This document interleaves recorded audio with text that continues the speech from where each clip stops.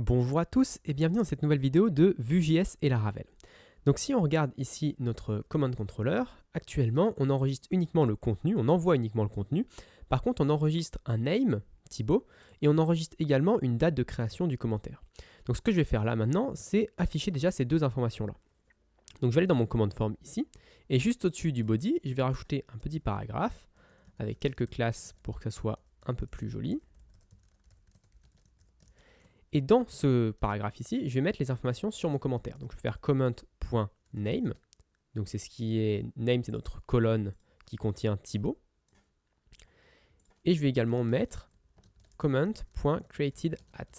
Donc la colonne createdAt, c'est la colonne qui est créée avec Laravel. Donc si on va dans database migrations create comments table, quand on fait $table flash timestamps, on crée une colonne createdAt et une colonne updatedAt automatiquement.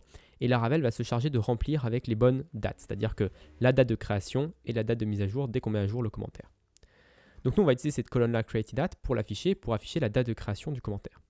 Donc si je reviens maintenant sur ma page localhost 2.8000 et que je réactualise, on voit bien Thibaut qui a écrit à telle date ce message-là, puis un autre commentaire, puis un nouveau commentaire, etc. etc. Maintenant, j'aimerais bien que Thibaut soit personnalisable, qu'on puisse envoyer notre pseudo. Actuellement, on a juste un text area pour envoyer notre contenu de notre commentaire.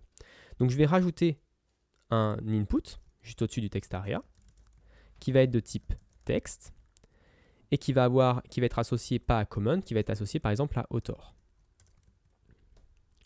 Donc une fois que ceci est fait, il faut que je crée cette variable author. Pour la créer, il faut que j'aille dans mon data et que je la rajoute ici, donc data author, chaîne de caractères vide par défaut.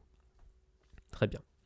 Maintenant, cette variable author, si je réactualise ici, on voit qu'il y a un nouveau text area, donc on ne sait pas trop le text input ce que ça correspond et le text area à quoi ça correspond. Donc on va rajouter des placeholders, même si ce n'est pas forcément la meilleure pratique, ça va être plus simple. Donc là, je vais mettre pseudo, et pour le text area, je vais mettre placeholder texte ou commentaire.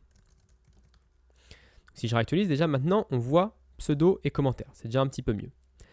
Par contre, on n'envoie pas encore le pseudo. Donc pour envoyer le pseudo, il faut aller dans la fonction submit comment, parce que quand on envoie le formulaire, on appelle cette fonction-là. Et dans cette fonction submit comment, on poste sur /comments juste le contenu. Donc moi, ce que je voudrais, c'est publier également l'author, qui est this author. Maintenant, une fois qu'on l'envoie en PHP, il faut également le traiter au niveau du PHP. Donc si je vais dans mon commands controller, dans ma fonction store, ici, on a traité le content, mais on va également traiter l'author maintenant. Donc déjà, première chose, on va le valider, parce que l'author est required également. Ensuite, quand on crée le commentaire, au lieu d'avoir cette chaîne de caractères Thibaut, tous les commentaires sont écrits par Thibaut, on va utiliser ce que la personne nous a envoyé, donc le request author. Et après, on n'a rien d'autre à changer.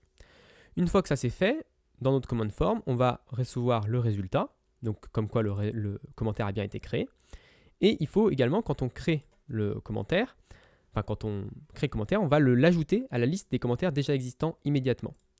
Et donc pour ça, on peut mettre name this author. Alors déjà ici, on voit qu'il y a plusieurs petits soucis. Premièrement, name et author, c'est pas la même chose. Donc il faut se fixer des fois sur un nom de variable. Name, c'est le nom de ma colonne, donc c'est ce que j'utilise quand j'affiche mon commentaire. Et author, c'est ce que j'ai décidé de l'appeler en JavaScript. Donc peut-être qu'il y en a un des deux qui est mieux, je pense que author est mieux d'ailleurs, donc peut-être qu'il faudrait un jour renommer cette colonne name en author pour avoir quelque chose de plus cohérent, d'avoir author, this author, comme ça au moins on ne se perd pas en fonction des différents termes. Ça c'est le premier point. Le deuxième point, c'est qu'on voit qu'ici à chaque fois on est obligé de répéter un petit peu ce qui est écrit ici. C'est quelque chose qui est quand même similaire. Et également au niveau du contrôleur, on répète dans ce create, on répète ce tableau, on crée ce tableau à nouveau. Troisième problème, ici le createdAt, on ne sait pas trop comment le récupérer. Il faudrait qu'on demande à JavaScript de nous donner la date actuelle, mais ce n'est pas forcément la date du serveur. Enfin voilà, c'est un petit peu bizarre parce qu'on va dupliquer pas mal d'informations. Donc pour le moment, je vais laisser un petit peu ces questions en suspens, mais dans la prochaine vidéo, on va voir comment améliorer un petit peu tout ça et nettoyer le code. Donc si je reviens ici, que je réactualise et que je teste mon nouveau système, donc si je fais Amélie qui envoie un nouveau commentaire et que je clique sur commenter, normalement tout fonctionne, donc on voit bien que Amélie arrive avec un nouveau commentaire, donc on voit qu'il n'y a pas le createdAt parce qu'on a dit que c'était un peu compliqué en JavaScript de le faire, donc on le rajoutera la semaine prochaine. Mais par contre, si je réactualise la page, cette fois-ci le createdAt apparaît bien parce que le createdAt il a été généré en PHP et du coup on le récupère quand on recharge la page à nouveau. Donc voilà pour cette vidéo, j'espère qu'elle vous a plu. Si elle vous a plu, n'hésitez pas à vous abonner et à la partager. J'ai également ouvert récemment un Discord, donc n'hésitez pas à le rejoindre, l'URL est dans la description. Je peux vous répondre sur vos questions, sur vos problématiques ou vous aider avec vos projets Laravel. Et moi, du coup, je vous donne rendez-vous la semaine prochaine pour une autre vidéo de Vue.js et Laravel.